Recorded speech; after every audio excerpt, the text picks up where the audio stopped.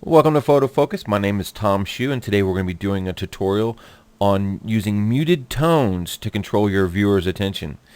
A lot of times when you shoot in areas where you don't have control, where you can set everything up, you're going to deal with color distraction, highlight distractions, all kinds of elements that are going to compete for your viewer's attention, and you need to be able to correct that in post, okay?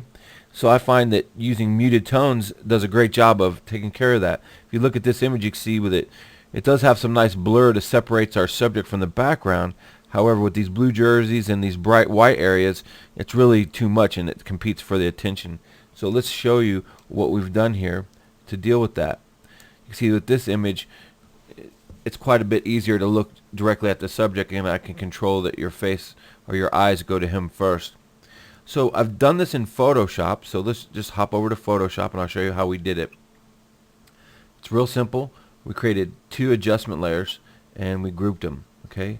And there's a reason for that. So let's go ahead and just delete this group. All right. First thing we're going to do is start off with a channel mixer. So we'll come over here and we choose channel mixer. And we're going to go to this preset menu, and I find people with dark skin, you want to try to use a blue filter because it just makes it look really good. Okay, you can see that it's a little bit much. If you notice in the channel mixer, it's mixing the red, green, and blue channels, and it's all weighted to the blue filter. Now I like the blue with darker skin tones. However, 100% is too much. If you see this total, this is the total between the red, green, and blue channels combined. As long as you equal 100%, you won't have any problems. If you go over or under that, you get some weird stuff happening. So let's set this around 80% in the blue channel, and I'm going to add some greens in around 20%. Okay, that looks pretty good. Now what we're going to do is we're going to control how much the effect is on that layer, because I don't want a black and white image, I want it muted tones. So I'm going to slide this over somewhere around 80%, 75, somewhere in that area. Okay, looks pretty good. Now what we're going to do is we're going to use the curves to create kind of a selective vignette. Okay, really want to deal with these highlight areas, and I want your eyes to focus on him. So we're going to come over here and we're going to select the curves tool.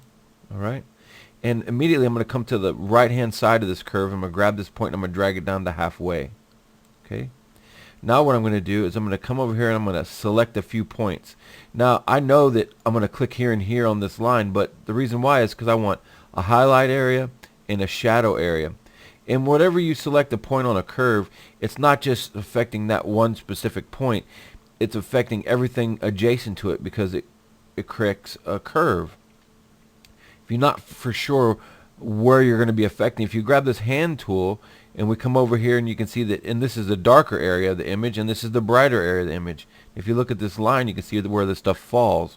Okay, so I'm going to come over here and create a point somewhere down in the darker areas of the image, and I'm going to create something, a point in the lighter areas of the image. Okay, now that I know I've got the points I want, I'm going to come over here and I'm just going to drag those down a little bit because I want them to be darker. Okay, now I don't want it to be darker on my subject, I just want everything else to be darker. So what I'm going to do is I'm going to go into the layer mask of that curves layer because it creates a layer mask automatically for you. I'm going to use my brush tool. I'm going to set the opacity of this. You see it's on 100% normally. We're going to bring this down to around 40%, and I want the flow to be somewhere around 50%, 45, something like that. Now I'm going to use a nice soft brush here. Okay, hardness I want at 0. If you don't know how to use that shortcut, you can drop down here and choose hardness 0, and you can adjust your size there. Okay, and now we're going to just paint away. We're going to be painting with black since our layer mask is white.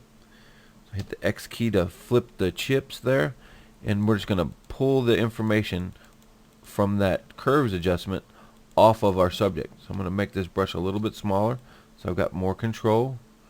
I'm just going to open all this shadow up right there. Alright, now it doesn't have to be perfect because we're going to control the overall effect of this curves layer on the whole image. Okay, so with your curve selected, grab your opacity slider, we can drag it to 0, and we'll bring it up until we get the effect that we're looking for. Basically, I'm looking for the background to pop, actually the subject to pop and the background to die down and mute. So now I'm going to grab both layers. So I'm going to hold the shift key and select both layers. And I'm going to hit Control G, and that's Command G on the Mac. And I'm going to create a group. And the reason why I create a group because I want to adjust the opacity of the effect on both the layers together. So I start with it completely off, and then I start bringing the opacity up until I get the effect that I'm looking for. Now I'm looking for him to pop and the background to drop out. So somewhere around this area looks good. So that's it. I want to thank you all for taking time to visit today, and until next time, we'll see you soon.